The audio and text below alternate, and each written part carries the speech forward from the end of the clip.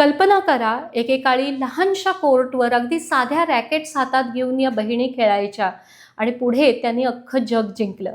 म्हणजे एखाद्या गल्लीमधल्या क्रिकेटरनं world cup जिंकल्यासारखंच हे झालं. तर वडिलांचा हट्ट, बहिणींची जिद्द आणि आईची साथ एकत्र आली तर काय होऊ शकतं, हे या कुटुंबानं जगाला दाखवून दिलं. एरवी अमेरिका म्हटलं की तिथे टेनिसच्या सगळ्या सोयी सुविधा आहेत असं अगदी गृहीत धरलं जातं. पण कॉम्प्टनमधलं वातावरण खेळासाठी फारसं पूरक नव्हतं आणि म्हणून हे अख्खं कुटुंब पुढे फ्लोरिडा राज्यामध्ये राहायला गेलं. कारण तिथे कोच रिकी माची यांनी त्यांना मोफत कोचिंग द्यायची तयारी दाखवली होती. आज विल्यम्स सिस्टर्सपैकी सेरेनाच्या नावावरती जास्त विजेतेपदं जमा आहेत. पण दोघींनी खेळायला सुरुवात केली होती ना, त्यावेळेला व्हीनस पुढे होती. छोट्या मोठ्या स्पर्धा खेळत दोघींची वाटचाल सुरू होती. व्हीनसची प्रोफेशनल टेनिसमधली कारकीर्द 14व्या वर्षीच सुरू झाली आणि पहिल्या सामन्यातच तिनं लक्ष वेधून घेतलं, कारण तिनं आरांता सांचेज विकारियो सारख्या खेळाडूला अगदी कडवी टक्कर दिली होती. मग 1997 साली व्हीनसनं US ओपनच्या फायनलमध्ये धडक मारली, तेव्हा अख्ख्या जगानं तिची दखल घेतली. साहजिकच सुरुवातीला सेरेनाला फक्त व्हीनसची बहीण म्हणूनच ओळखलं जायचं. पण 1999 साली सेरेनानं US ओपन जिंकलं आणि आपलं नाणं खणखणीत असल्याचं दाखवून दिलं. त्यानंतर जवळपास 2 दशकं या दोघींनी टेनिस कोर्टवरती अक्षरशः राज्य केलं. कसं हे सांगायचं तर थोडी आकडेवारी जाणून घ्यायला हवी. टेनिसच्या विश्वामध्ये Australian open, French open, Wimbledon आणि US ओपन या 4 मानाच्या स्पर्धा मानल्या जातात आणि वर्षभरात याच क्रमानं त्या स्पर्धा खेळवल्या जातात. त्यात विम्बल्डन ही सर्वात जुनी आणि सर्वात प्रतिष्ठेची आहे. ही स्पर्धा ग्रास कोर्टवरती म्हणजे हिरवळीवर खेळवली जाते. फ्रेंच ओपन क्ले कोर्टवरती भरतं आणि इतर 2 स्पर्धा या हार्ड कोर्टवरती रंगतात. टेनिसमध्ये सिंगल्स म्हणजे एकेरीत खेळताना यातलं एखादंही ग्रँड स्लॅम जिंकलं तरी ती खेळाडूसाठी मोठी कामगिरी मानली जाते.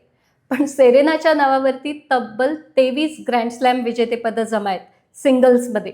आणि आजवर मार्गारेट कोर्टचा अपवाद वगळला तर कुठल्याही महिला टेनिसपटूनं बजावलेली ही सर्वोत्तम कामगिरी आहे. अलीकडेच नोवाक जोकोविचनं 24वं ग्रँड स्लॅम विजेतेपद जिंकलं. नाहीतर ओपन टेनिस सुरू झाल्यापासून केवळ सेरेनालाच हा 23 विजेतेपदांचा आकडा गाठता आला होता.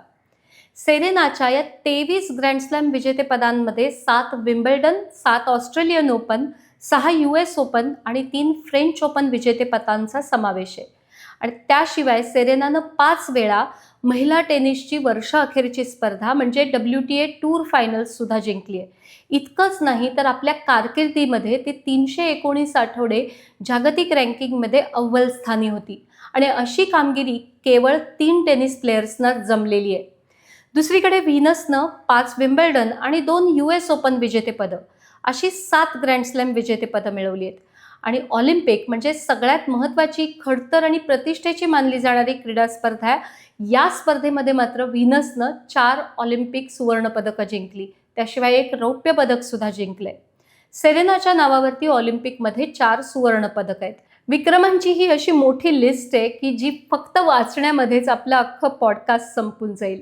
मगाशी सांगितलं तसं सेरेना आणि व्हीनस कधी एकमेकींविरुद्ध तर कधी एकमेकींच्या साथीनं टेनिस कोर्टवरती खेळल्या आहेत. महिला दुहेरीमध्ये खेळताना दोघींनी मिळून 14 ग्रँड स्लॅम विजेतेपदं मिळवलेली आहेत.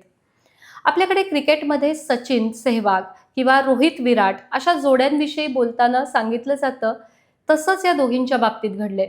म्हणजे एकटी सुद्धा पुरेशी आहे, पण दोघी एकत्र आल्या तर आणखी धमाल येते. बहिणी असल्या आणि एकत्र खेळल्या असल्या तरी दोघींच्या खेळाच्या शैलीमध्ये बराच फरक असायचा. दोघी उंचपुऱ्या, पण व्हीनस ही शिडशिडीत बांध्याची आहे तर सेरेना काहीशी सुदृढ. सेरेनाच्या खेळामध्ये ताकद, कोर्टवरचा सर्वदूर वावर, आत्मविश्वास, नाट्यमयता असायची, तर व्हीनस तुलनेनं शांत.